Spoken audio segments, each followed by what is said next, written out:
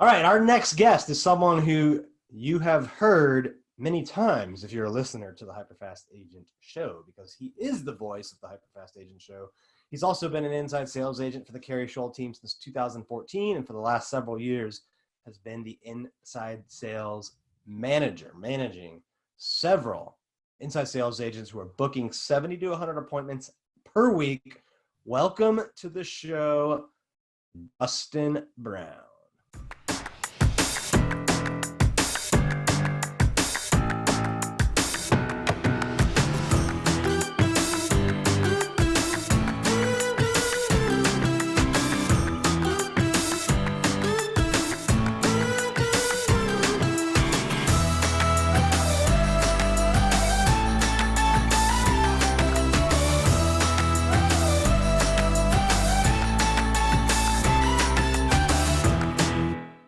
All right, Dustin. So tell us a little bit before we get into what we're doing right now to book appointments during COVID-19, during the coronavirus, like how we're able as a team to maintain pretty close to the same level of appointments.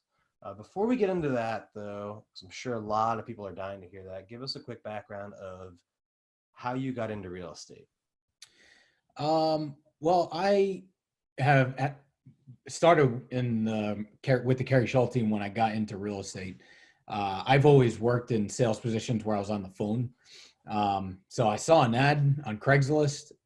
My previous job ticked me off about some sick time they didn't want to pay me for. So I went on Craigslist, saw an ad, and I didn't know that they had kind of like telemarketers or phone sales in real estate. So that caught my attention, and I just called the number that was on the ad, and a week later I was working with the Keri Shull Team. So that's what drew me to the business, but been here because real estate's a obviously phenomenal industry, a lot of opportunity. So yeah, so a couple more things on that. Obviously, you say the word telemarketer, everyone's probably like, oh my God, he's got this team of people that are just harassing the shit out of people every day. And it has such a negative connotation.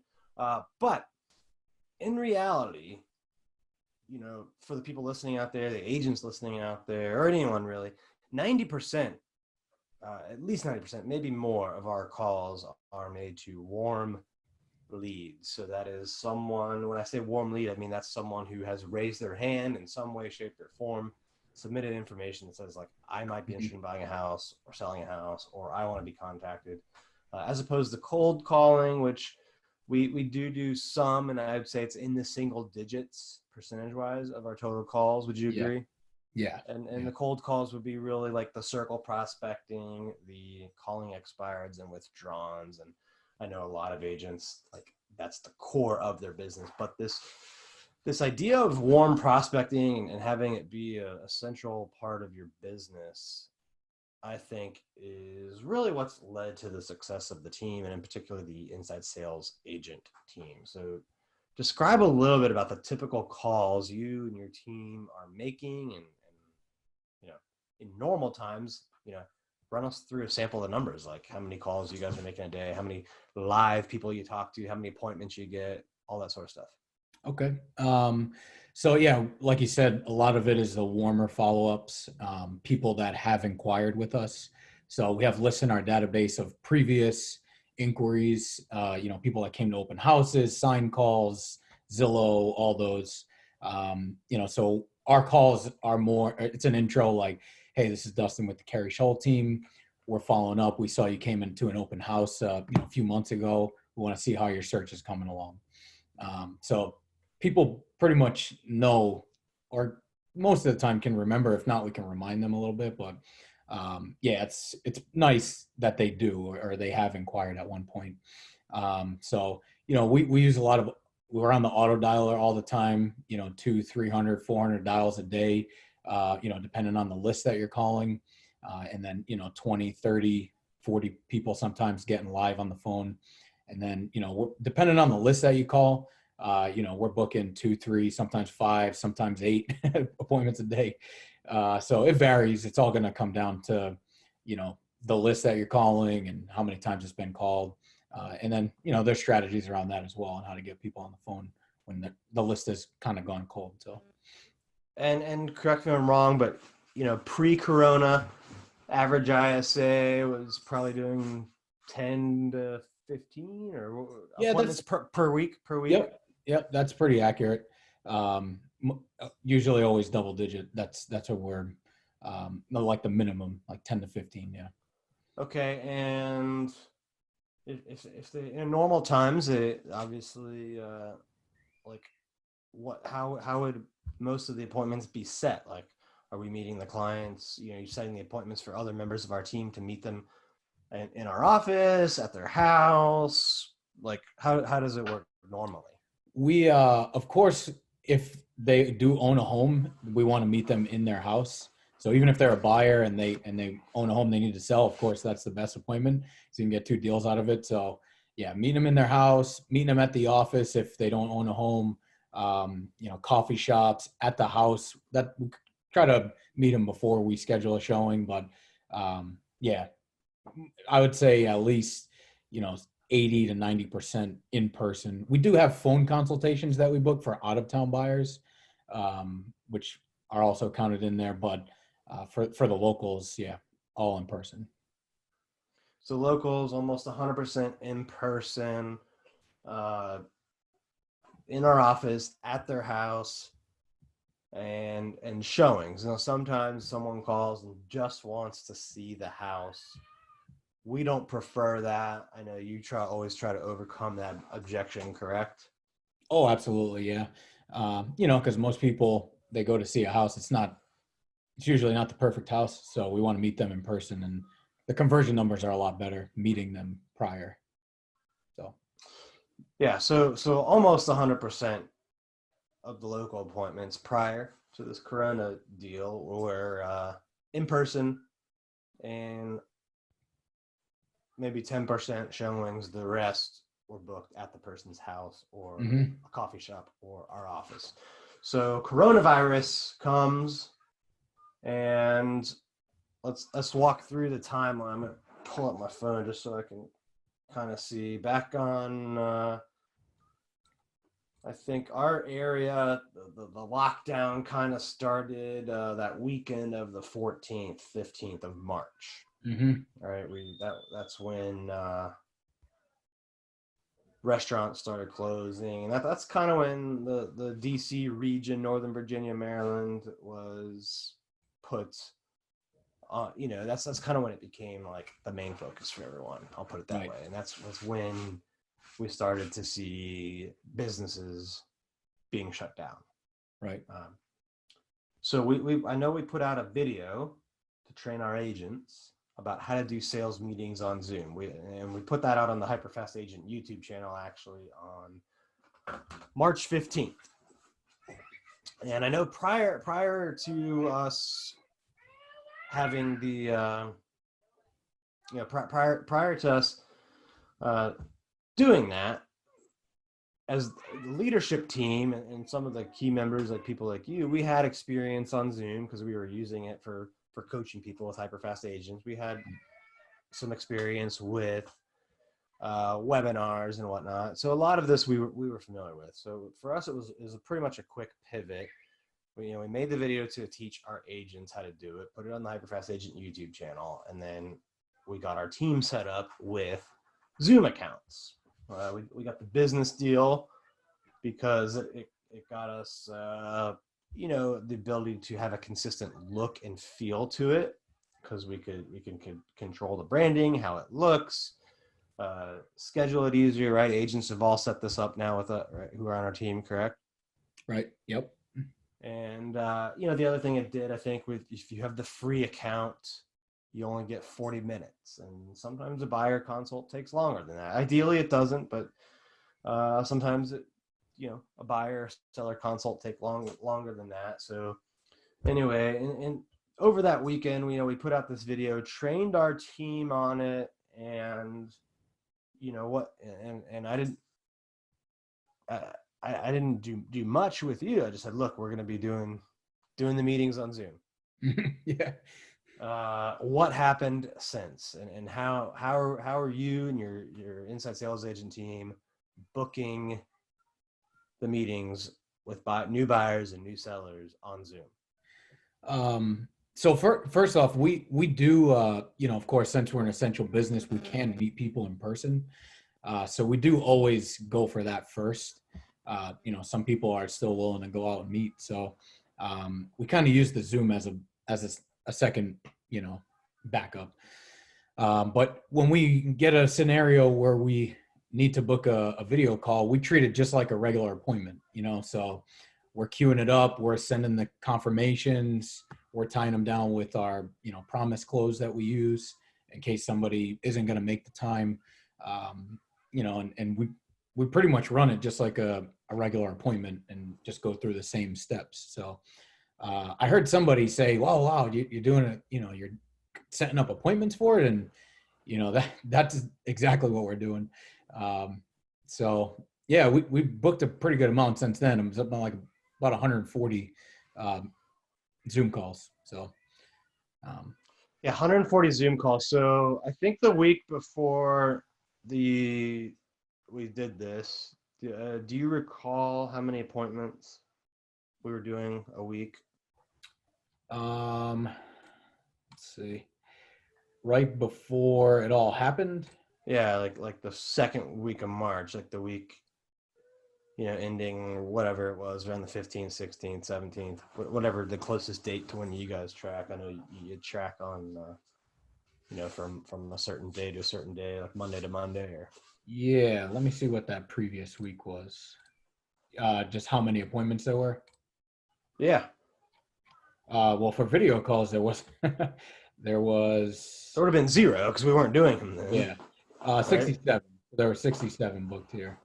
67, and then we switched. So we booked 67 appointments. Yep. In person, buyer, seller.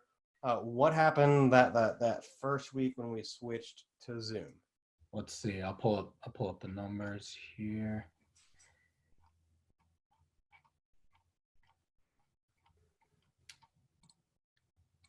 To the 16th, it would be.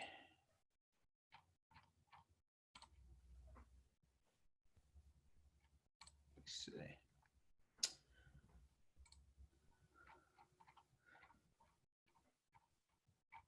Doesn't look like it changed much. It stayed pretty similar. Yeah, so 60. So we went from 67 to 60. Mm-hmm. So that's 10% less. Right. But how many of those 60 were on Zoom? How many were on phone, and how many were in person? So out of the 60, only 4 were video that first week, but that was just including the weekend. If I switch to the next week, I'll tell you how many there were.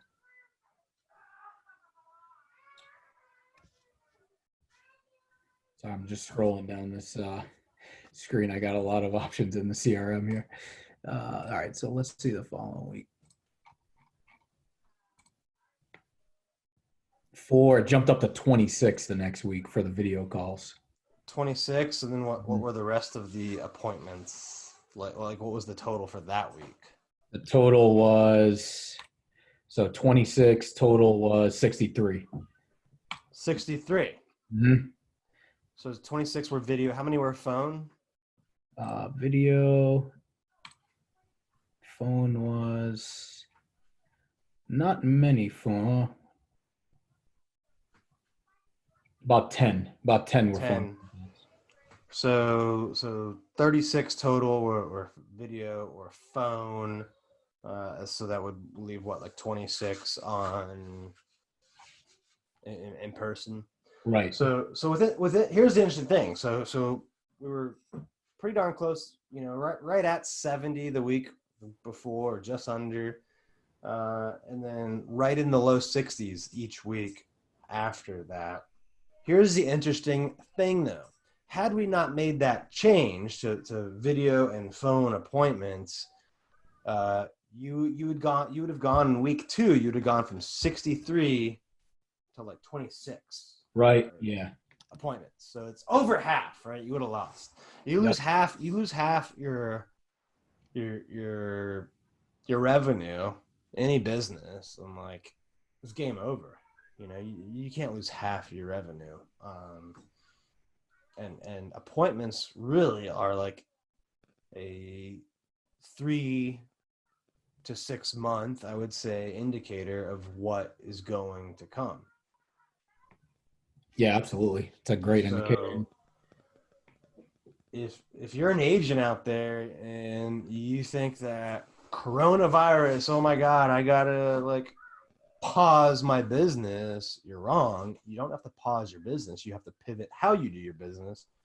And, you know, we essentially have kept within a few percentage points, kept the same amount of incoming appointments by switching to video and phone options for the clients. And had we not done that, we easily lose half. Yeah. I mean, and they just continue to go up, obviously, because of the scenario where everybody's more hunkering down, right? So video consults are just continuing to go up, and had we not done that, it would have, would have been harder to adapt. Yeah, I think Zoom, I mean, it's crazy. That's, I still keep my routine. Like I'm up before 5 o'clock, do a little bit of work, exercise, and then, work a normal day after that as well. But it's just all on Zoom, like we are now. Like someone the other day, it's just kind of a joke. They were like, "Yeah, sorry to bother you on a Saturday," and I'm like, "Well, there's not really a Saturday anymore. This is like every day is this Groundhog Day, right?" Yeah. But that's with the kidding aside from that, like you have to continually adapt and just figure out ways to keep doing the same amount of business. And this switching to these initial consults up front with buyers and sellers on Zoom has been a game changer for us. We still at some point typically will go to the client's house if we're going to list it for sale, or take them to a property if they're going to want to show it. We have had some clients though close by just seeing the properties virtually. Yeah. So that can work as well too. What's the process like? I think this is really what people are going to want to know. Like when you're on the phone, you call someone who's raised their hand, they're a warm buyer seller lead, like, and you go through your normal routine and ask them the questions about timing and motivation. What kind of objections are you getting? Like, and what are you doing to book the appointment? Are you asking for in person? Are you telling them about Zoom, or what's the process? Yeah. So I mentioned it earlier. We do, of course, mention in person. We offer that up front. I know at least in Virginia, we're considered an essential business. I let them know, hey, we are meeting clients in our office. We're staying within CDC guidelines, of course, doing everything we can to be as sanitary as possible. So we're happy to meet you in person, or we're also meeting virtually. We can accommodate that as well. So which one of those would work better for you? So I kind of pose it as a question. So then they can't really say no, And I actually think that's a great way of doing it. Like I know when we're normally booking an appointment, right, you'll ask like, do you want to meet today or tomorrow? Like it's a classic sales deal. Like right. You want to give them two options or multiple options that work for you. Right. If you say, for example, if you say, do you want to meet me for an appointment? I can say yes. I could say no. Yeah, exactly. If I say, hey, do you want to meet me today or tomorrow? Well, either answer works for me. So I like this idea of saying, hey, do you want to meet in person, or we can do Zoom? Mm-hmm. What have you, like, what kind of objections are you getting now, even with offering Zoom and virtual, that you weren't seeing like a month or two ago? And what are you doing to address those? Yeah, I mean, something big that we're getting is a lot of people, they're just sitting in their house watching the news. So they think like the whole world is literally stopped. So they're like, well, we want to wait and see what happens, with everything. We want to see what happens in the market and all that. So when I get those objections, I'll tell them how we've been doing business, so one of the first weeks coming out after they announced everything, we tied our record week, right? I think it was 29 houses sold. So I'll tell them those numbers. Hey, the market's still moving. 29 houses sold, this past month in just a week. And then last week alone, we had put 15 houses under contract. So, just to let you know, the market is still moving. And if you're having this feeling where you might want to wait, you can imagine there's a lot of other buyers who are having this, feeling. So it presents a unique opportunity. You might be able to get a great deal. So, it does, because and I think just to pull the string on that a little bit more, if other buyers are waiting now, right, that means I've got opportunity now. If all of a sudden in 2 months, they lift restrictions and whatnot, and now you have all the normal buyer demand plus the guys who are waiting for 2 or 3 months, now you switch from opportunity to lots of competition, right? Yeah, it could happen. 2 weeks from now, they could lift it up and all of a sudden the heat killed the virus, or, something happens where it just totally turns around, and then what, prices are going to skyrocket. So, at least if we could do a video call, we could start the conversation. At least it doesn't commit you to anything. It doesn't cost anything. But we could do that just to kind of get the ball rolling, so you don't miss out on anything. Those are the kind of the things I'll start saying.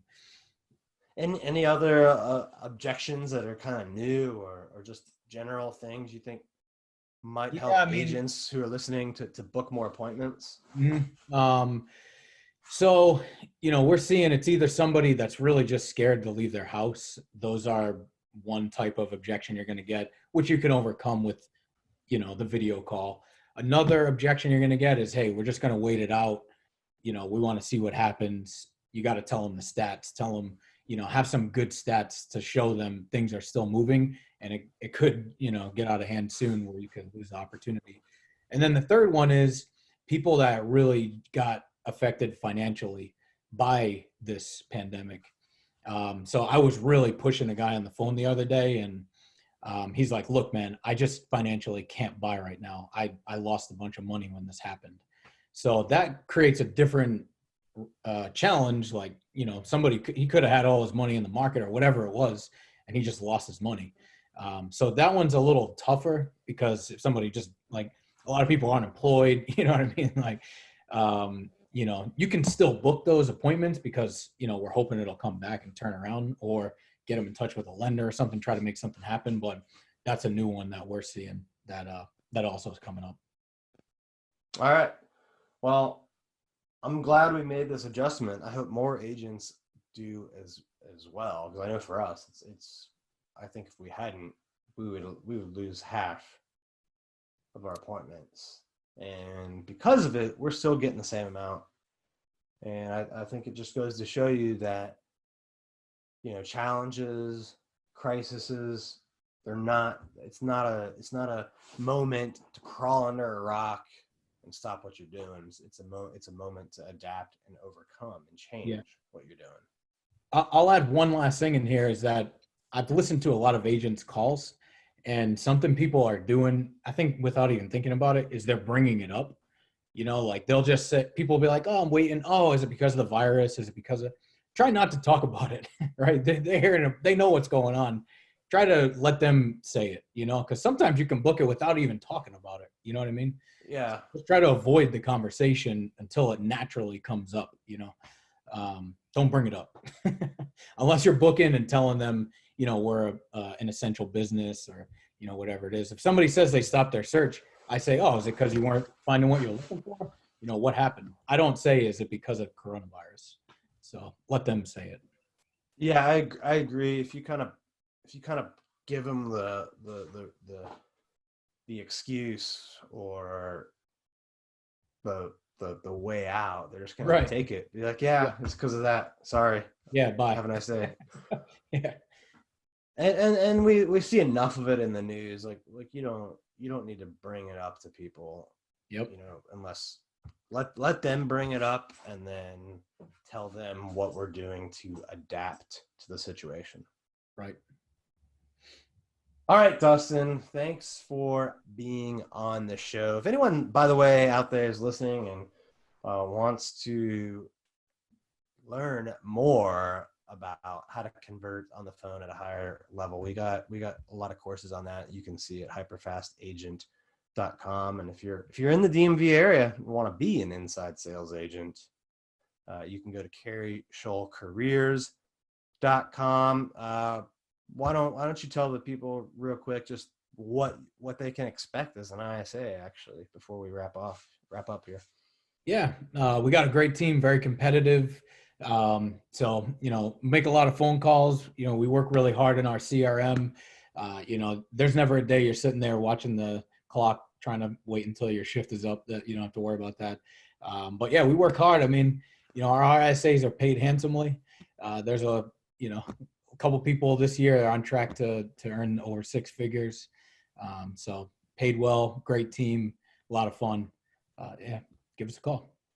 Yeah, and hitting six figures as an ISA is pretty cool because our agents like all of them hit that pretty much, and most actually 2 levels of six figures. But the inside sales agent role on our team, it's really for the guy or the lady that want to make six figures but not have to show clients homes on weekends and evenings, and responding to offers at all sorts of times, right? I mean, this is like 8 hours a day on the phone for most of it, but you're gonna get six figures without having to be on call, essentially. Right. Is that correct? Yeah, absolutely. I mean, of course, if a $2 million lead texts you on your day off, you might want to jump on that one and book it. But yeah, you're not, when your day is off, it's your day off. A lot of our ISAs really like that. Definitely.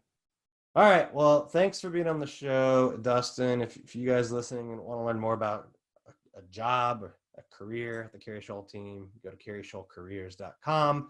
If you want to learn more, if you're an agent, want to learn more about how to convert on the phone at a higher level, you can check out what we have going on at hyperfastagent.com.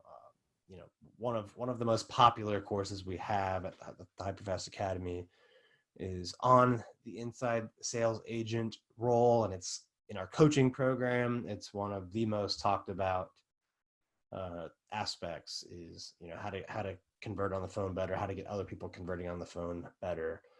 And just because we have coronavirus going on doesn't mean you have to pause it. It's just time to pivot how you do it. We'll see you guys next time. Take care. All right. That was good. Cool. Thank you.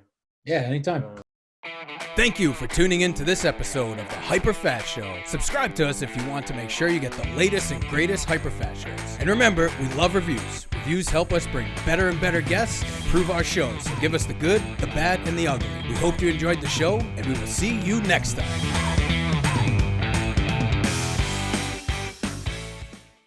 Hey guys, thanks for sticking around to the end. I hope you enjoyed that video, and if you want to see more, click right here. And if you want 100 real estate tips from my best-selling book, click right here to download them instantly.